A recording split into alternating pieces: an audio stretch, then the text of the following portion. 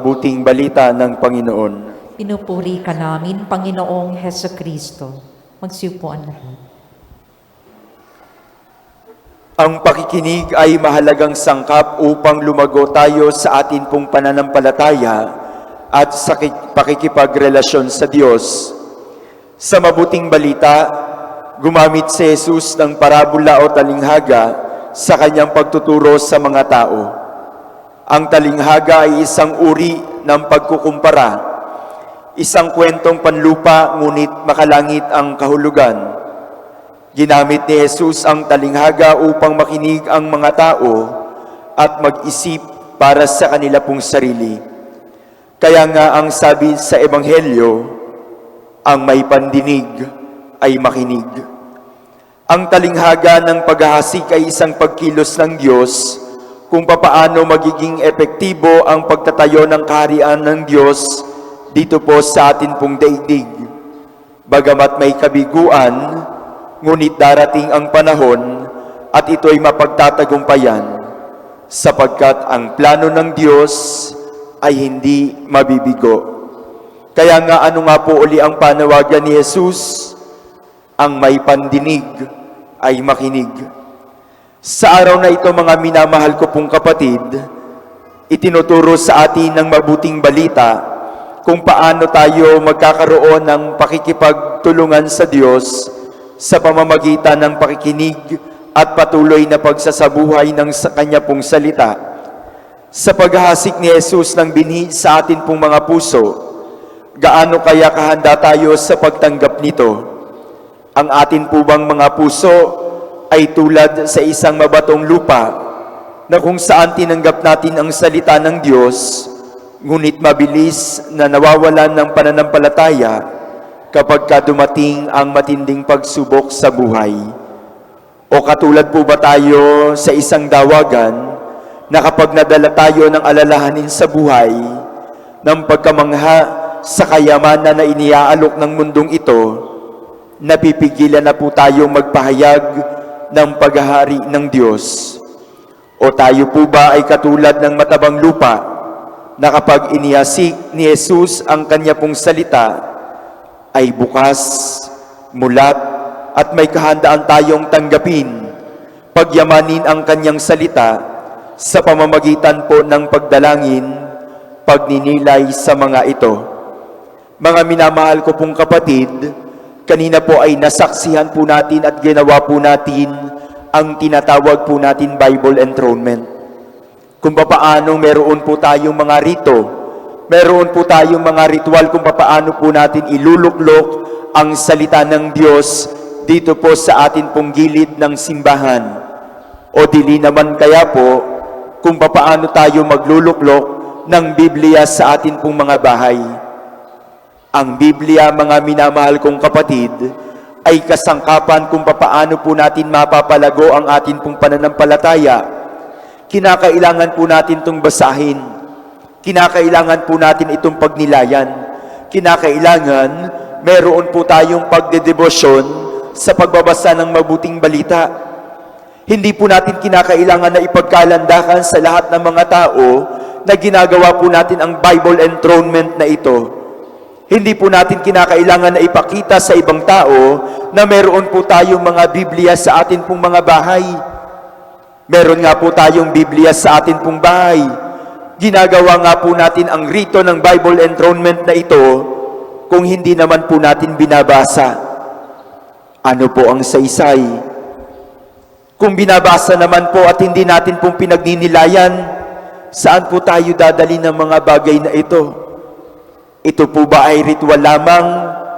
Ito po ba ay isa lamang pong pagpapakita sa mga tao na tayong mga Katoliko ay ginagawa po natin ang pagba-Bible enthronement na ito, ang pagkakaroon po natin ng Biblia sa atin pong mga bahay, pero hindi naman natin kayang pagnilayan.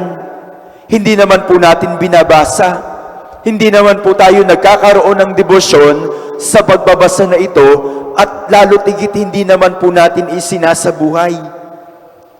Mga minamahal kong kapatid, sa pagdiriwang natin o sa pagninilay natin ng salita po na ito, Ito ay panawagan sa bawat isa po sa atin kung papaano natin pagninilayan, kung papaano tayo magdarasal, kung papaano tayo makikinig sa sinasabi ng Diyos sa bawat isa po sa atin.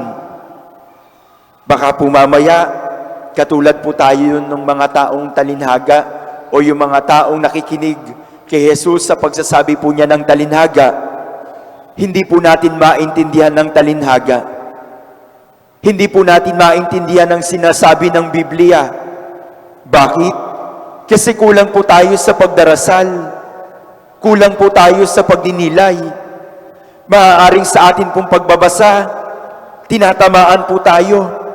Maaaring sa atin pong pagbabasa, mayroon pong hamon na sinasabi po sa atin pong mga puso, sa atin pong mga buhay. Pero ang hindi po natin makayang gawin, kung papaano po isa sa buhay iyon. Marahil sasabihin po natin, ang ganda naman po ng salita ng Diyos. Ang ganda naman po ng homilya ni Father. Tumatama, tumatagos sa amin pong mga puso. Aanhin po natin yung pagsasalita na tinatamaan po tayo sa homilya ng pari.